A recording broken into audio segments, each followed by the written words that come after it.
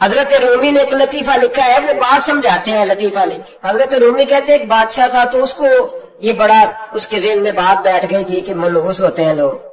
وہ اکثر ایک ہفتے میں ایک دفعہ شکار کھیلنے جاتا تھا۔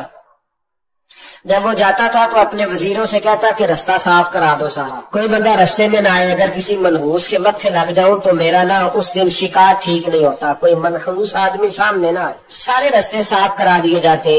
ایک دفعہ کا ذکر ہے کہ بادشاہ نکلا شکار کے لیے تو رستے میں ایک بندہ آ گیا جو بیچارہ ایک آنکھ سے کانا، نہیں پتا تھا سڑک پہ چڑھنا، بیچارہ غلطی سے چڑھ گیا، تھا بھی بندہ کانا، آنکھ سے نظر نہیں آتا تھا۔ بادشاہ کے رستے میں، بادشاہ کو بڑا غصہ، میرے رستے میں کیسے آ گئے؟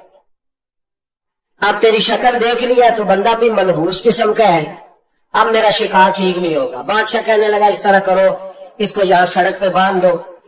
اس کو درخت کے ساتھ باندھ دیا، دو سپاہی تلواریں لے کے کھڑے کر دیے، کہا میں واپس آتا ہوں، اگر تو میرا شکار ٹھیک ہوا تو یہ بچ جائے گا، اگر ٹھیک نہ ہوا اس کی خیر کوئی نہیں۔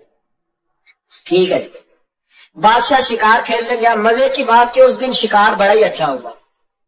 وہ کہتے ہیں زندگی میں کبھی اتنا شکار نہیں مارا جتنا آج مارا، بڑا زبردست ریزلٹ اس دن نکلا۔ بادشاہ وہ جانور سارے باندھے، گھوڑوں پہ سوار کیے اور لے کے واپس آ رہا تھا تو اب وہ بندہ بیچارہ صبح سے بھوکا پیاسا بندہ ہوا ہے، بچوں کی روزی کمانے نکلا، بادشاہ کے قابو آ گیا، وہ بندہ ہوا ہے، زبان باہر پیاس سے نکلی ہوئی ہے، بھوک ہے، تکلیف ہے، آزمائش ہے۔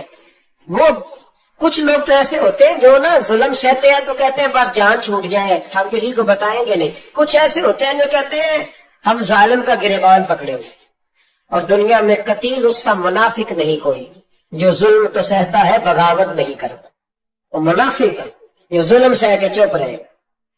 تو وہ اب تنگ بڑا تھا لیکن بندہ جیدار قسم کا تھا، اور شیخ سعدی کہتے ہیں تنگ آمد با جنگ آمد، جب کوئی تنگ آتا ہے تو پھر وہ جنگ کرتا ہے، اس کا جنگ کا پروگرام بنا ہوا۔ اس نے کہا مرنا تو ہے، پہلے سے بادشاہ کو دو سنا کے مرنا ہے، اس کو نہ کچھ سنا کے مرنا ہے، ذرا آلے صحیح، گردن تو کٹے گی پر میں نے نہ اس کو چھوڑنا نہیں۔ کیا تماشا ہے، مجھے بات یہ صبح کا بادشاہ آیا تو بادشاہ بڑا راضی، شکار بڑا اچھا ہوا، کہنے لگا کھول دو اس کو۔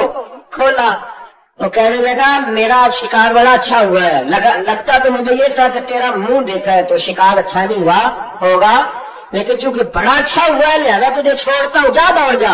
اب اس نے ارادہ کیا تھا دو سنانی، کھڑا ہو گیا، کہنے لگا بادشاہ تو نے تو سونے میرا منہ دیکھا تھا، تیرا شکار تو بڑا اچھا ہوا ہے، پر میں نے سویرے تیرا منہ دیکھا تھا، میرا دن نہیں اچھا گزرا، میں بڑی تکلیف میں صبح سارا پانی ملا، نہ کھانا ملا، نہ روٹی ملی ہے۔